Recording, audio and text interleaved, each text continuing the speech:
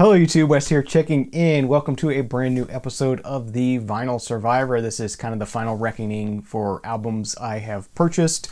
This is where I'd let you know what I thought of them after giving them a serious listen, whether they're going to be staying in my collection permanently or whether they just weren't for me and they're going away. So let's go ahead and get into this. 10 albums on the chopping block. First album I have here is an album from Supertramp from 1987, their album titled Free as a Bird. I'm kind of a fan of Supertramp. I really enjoy Crime of the Century and Breakfast in America and Crisis What Crisis and, you know, a lot of the classic Supertramp albums. This is definitely one of their least liked albums, I take it. And yeah, I did not like this album either. Definitely getting into a very late period of Supertramp here. Yeah, I did not enjoy this at all. I just couldn't get into it. Just kind of blended into the background and really didn't do much for me, unfortunately. It does have this nice die cut cover.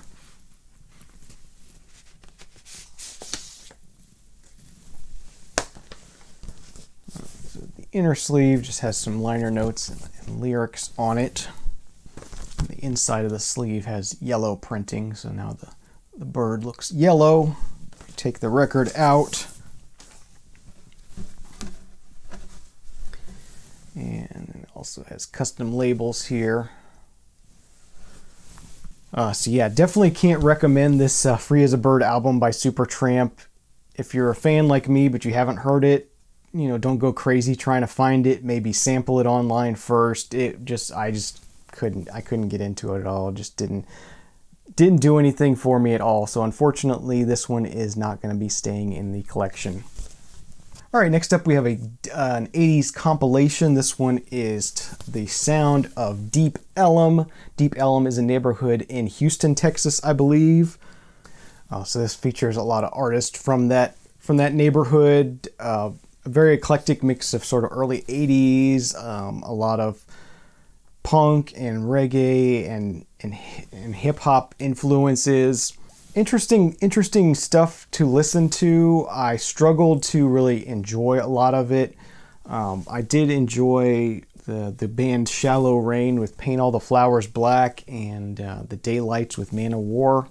A couple tracks I liked on here, but overall I enjoyed this, but it's not something I think I want to revisit. So not a keeper for me. And it is on the Island Records label. It's pretty cool. So yeah, The Sound of Deep Ellum, another one that's not going to be a keeper for me.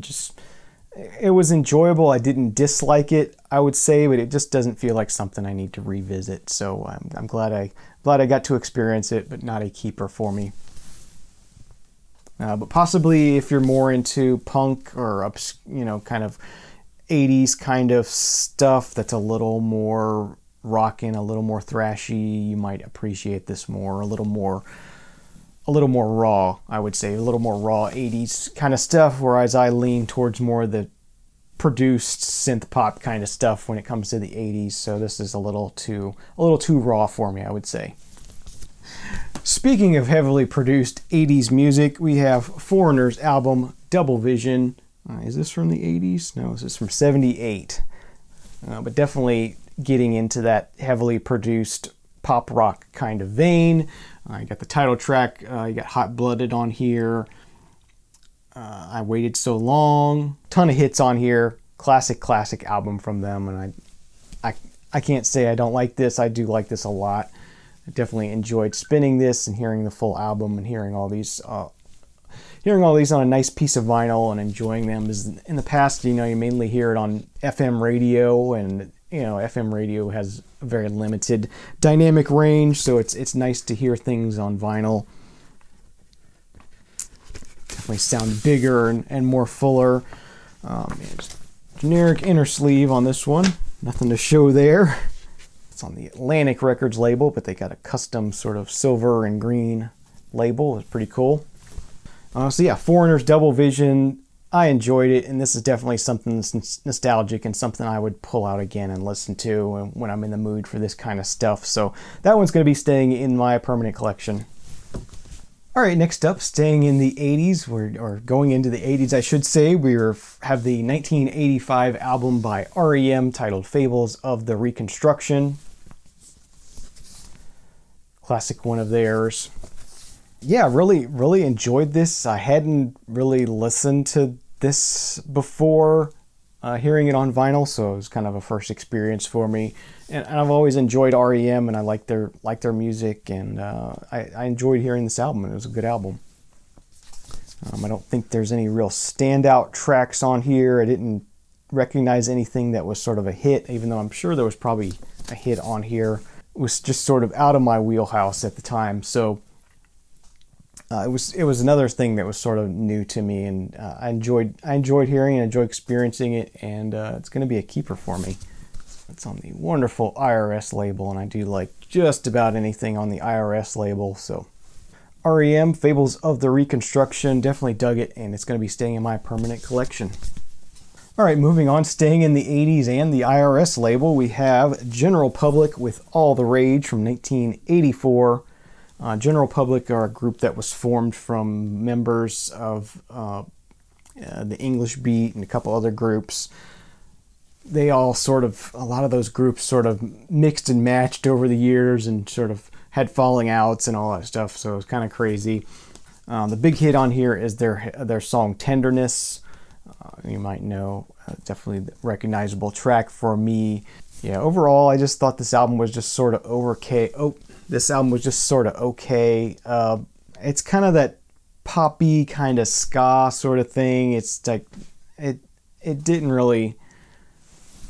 Just I couldn't get into it. It wasn't synthy enough for me. I like really synthy pop kind of stuff from the 80s. Is kind of what my thing is. So unfortunately, this one is not going to be a keeper for me. Just has an insert lyrics on it, and that's also on the IRS label. But as I said, this one is not a keeper for me. One of the few things that's on IRS that I don't like. All right, next up we have the reissue, or I guess maybe first issue from Vinyl Me Please and Now Again Records. That's Wells Fargo with Watch Out. Wells Fargo were an African rock group. Very, very political, very sort of their time, and really underground, kind of interesting story. Musically, it's a little too much that they're trying to sort of copy Western rock style at times. It almost is like they're trying to do Elvis Presley or something. Yeah, I struggle with this kind of stuff because I appreciate this historical nature of it. I appreciate the story.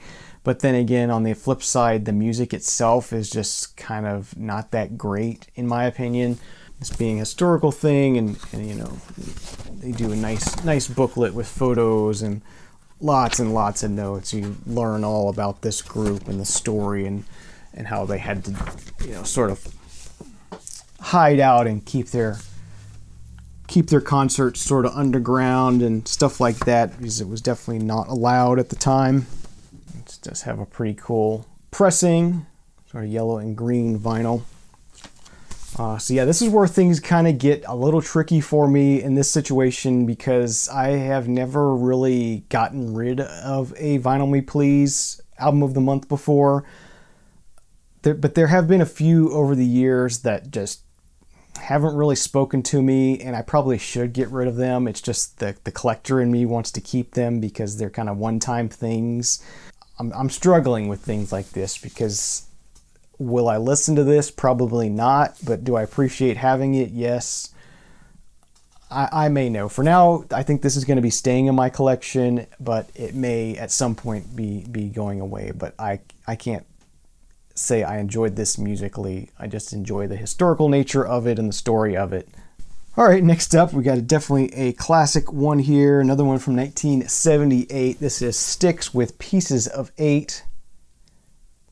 This one has Blue Collar Man on it and Renegade.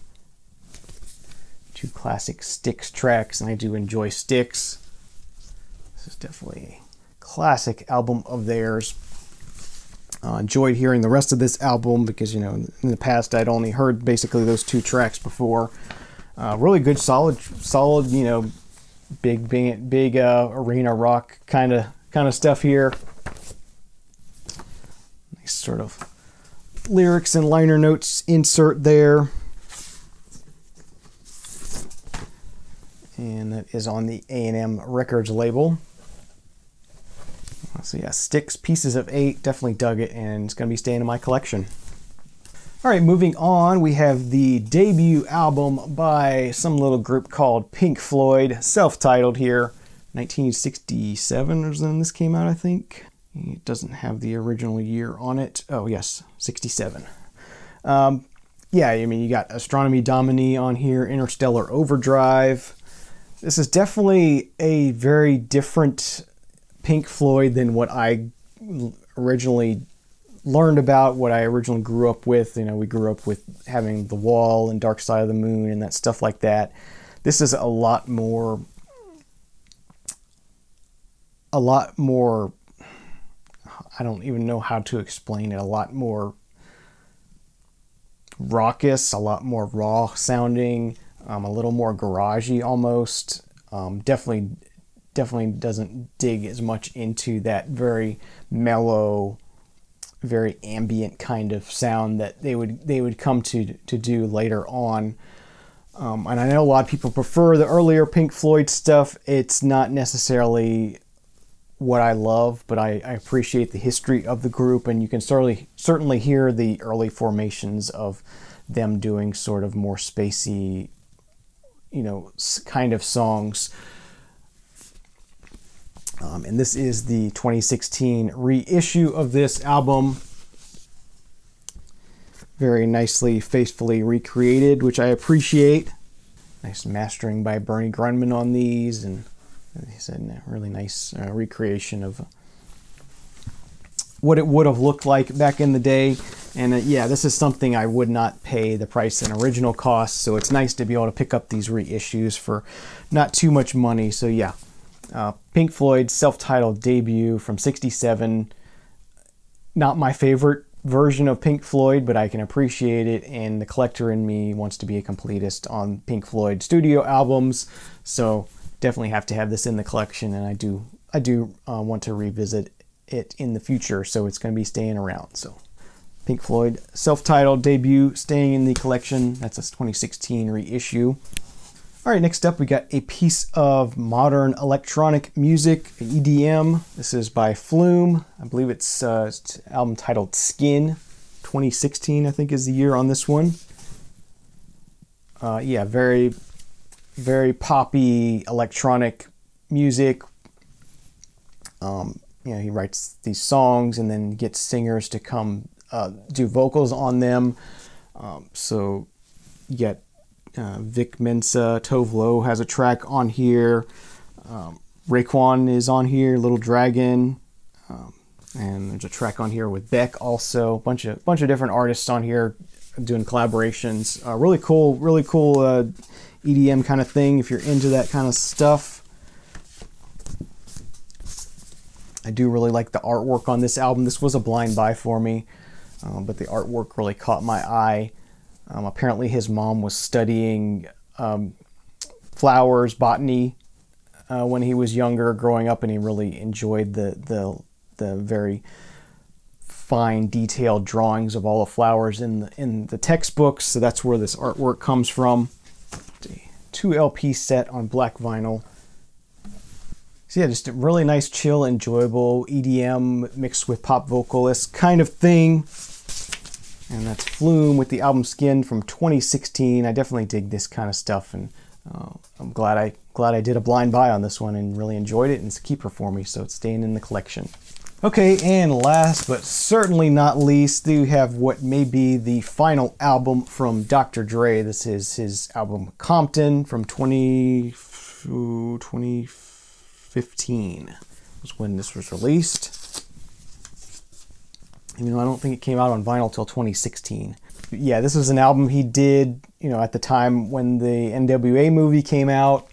I really, really love this album. It's just got some great tracks on here. Talk About It, Genocide, It's All on Me, All in a Day's Work, Loose Cannon, Deep Water, One Shot, One Kill.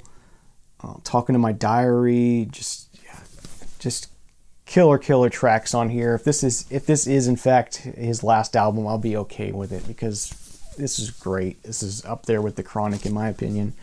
Really good album. This album introduced us to some new artists. One of those, King Mez, I wish would come out with a full-length album. I really like him. 2 LP, black vinyl. Not a great pressing. This is pressed at United. Or not pressed at United, it's pressed at Rainbow. Definitely a favorite of mine in the hip-hop genre in the last decade or so. So yeah, that's going to do it for this episode of The Vinyl Survivor. Thank you for watching. Remember, there is no bad music, only music you don't like. See you again next time. Cheers.